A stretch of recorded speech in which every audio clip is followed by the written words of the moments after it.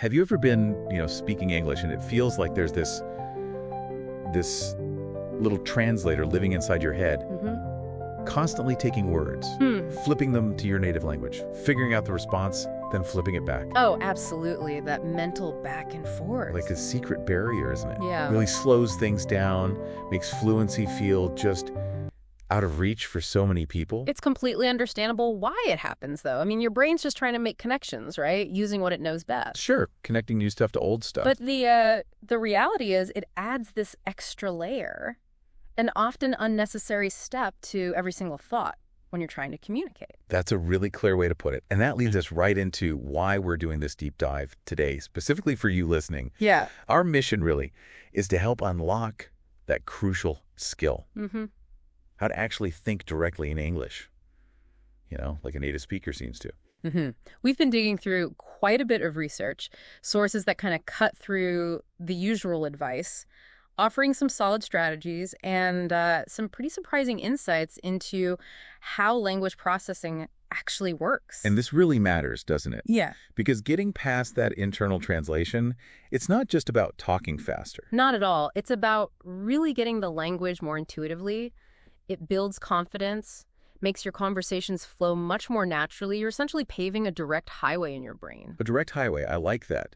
And, one of the biggest takeaways, maybe even a bit of a truth bomb from the sources, is that constant translation. It isn't really helping you learn faster. Right, it's actually slowing you down actively. Exactly. And what really jumped out was some research from Cambridge English. They found that thinking directly in English can boost your speaking speed and fluency by, get this, up to 45%. 45%, that's huge. It's almost half.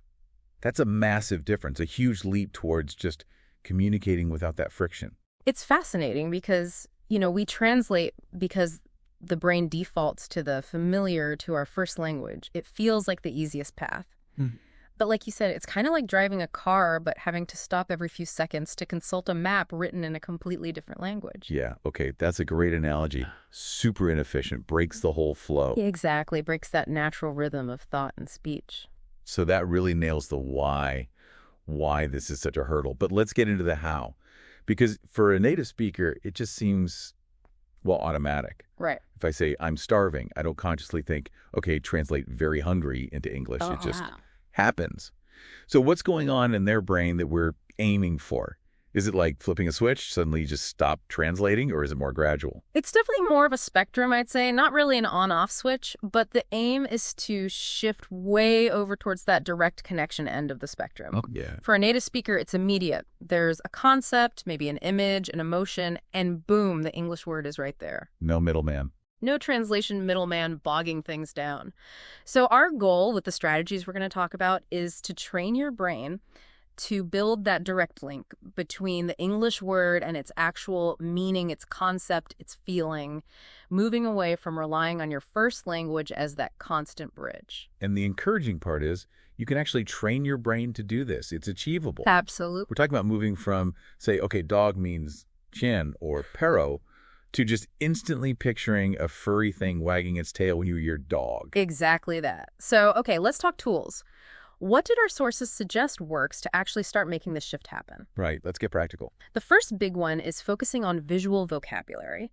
Now, this sounds simple. Maybe you've heard it before. Connect words to pictures, yeah. But what our sources highlighted was a deeper level. It's not just seeing a picture of an apple. It's actively imagining the sensory details. Oh, interesting. Like the crunch when you bite into it, the smoothness of the skin, that specific smell, the taste, sweetness, maybe a little tartness. Ah, okay. So you connect the English word apple directly to that whole multisensory experience. Exactly. Not just to the word apple in your native language, or even just a flat image. It creates much stronger, more direct neural pathways. That makes total sense. Yeah. You're bypassing translation by creating a richer mental anchor. Yeah.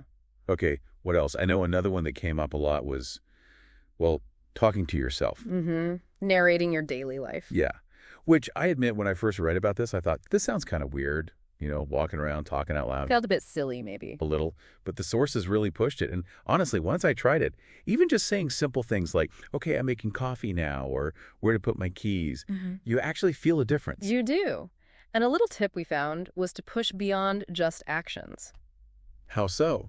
Try describing your thoughts or feelings in that moment, too. Like, I'm feeling a bit stressed about this meeting, or, the sunshine feels nice. Okay, so you're not just narrating actions, but internal states, too, directly into English. You're literally practicing thinking your reality in English, in real time.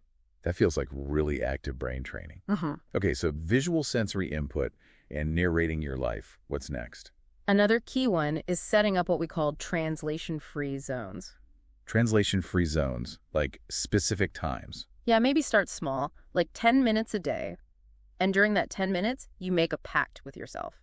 No bilingual dictionary, no Google Translate. Okay, that sounds challenging. Yeah. What do you do if you get stuck on a word? That's the core of the exercise. You push yourself to explain it using other English words you do know.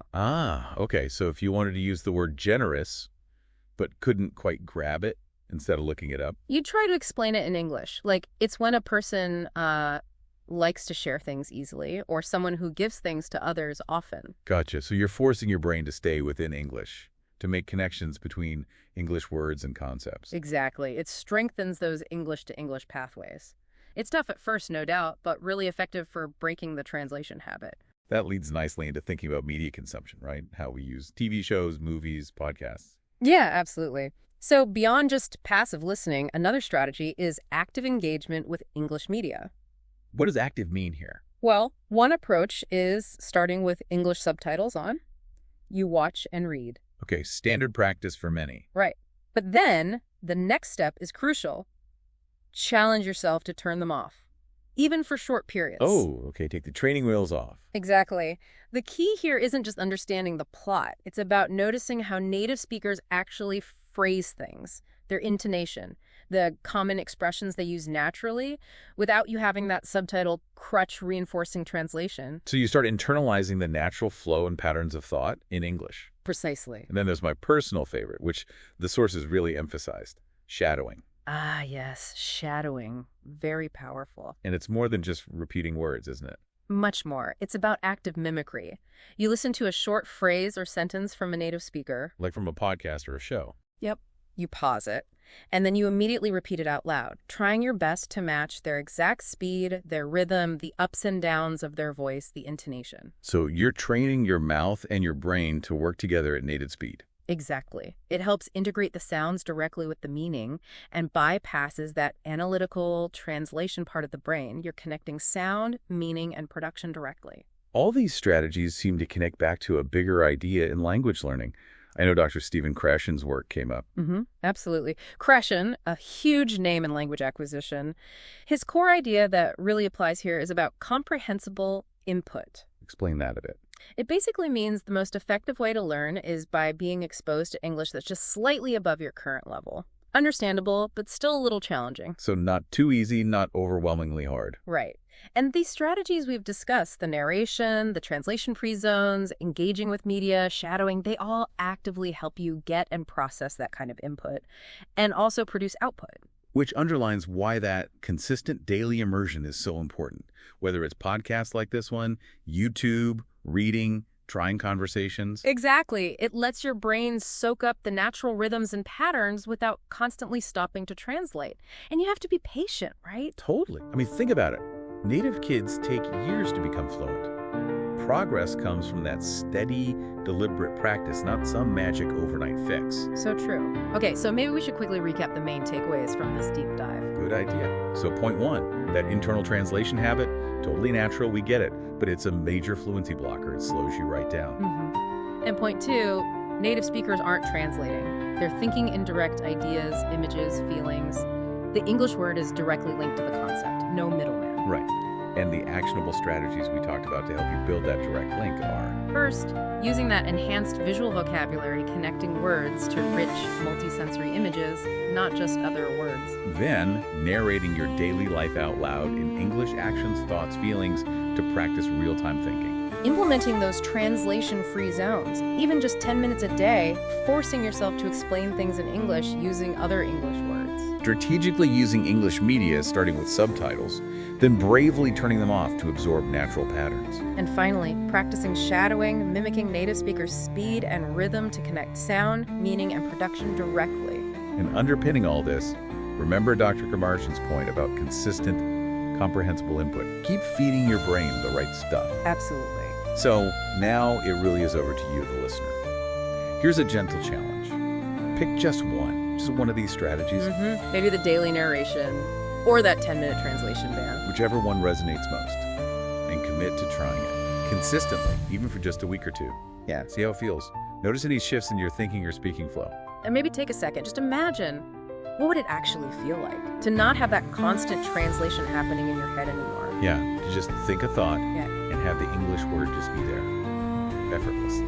To speak directly, without that pause, without that mental calculation. Imagine that feeling, the confidence, the sort of pure joy, really, of expressing yourself naturally in English, without that barrier, that friction. This deep dive hopefully has given you some concrete first steps to move towards that reality. Because ultimately, this isn't just about learning grammar rules or vocabulary lists, is it? Not at all. It's about unlocking a whole new way of engaging with the world, a kind of mental freedom. That freedom that comes from truly thinking directly in English.